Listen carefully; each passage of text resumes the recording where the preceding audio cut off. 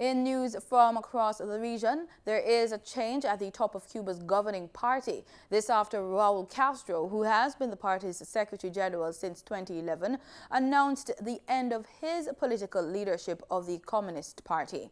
Mr. Castro, who is now 89 years old, made the announcement recently. More in this report from Cuban journalist Richard Richards. En lo que a mí se refiere, concluye mi tarea como primer secretario del Comité Central del Partido Comunista de Cuba con la satisfacción de haber cumplido y la confianza en el futuro de la patria.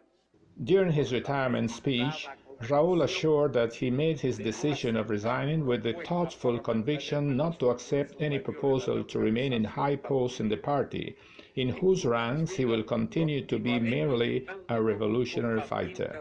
Raul Castro, 89 years old, succeeded his brother Fidel Castro, who died on November the 25th, 2016. The opening of the 8th Congress of the party took place on a momentous date in the history of the nation, the 60th anniversary of the proclamation by Commander-in-Chief Fidel Castro Ruz of the socialist character of the revolution.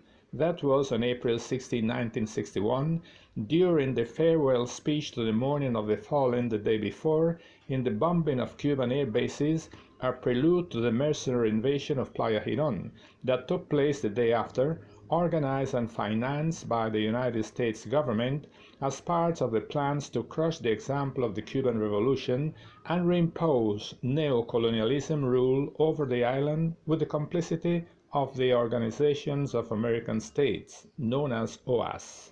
The essential report of the 8th Congress of the Communist Party of Cuba was previously approved by the Political Bureau.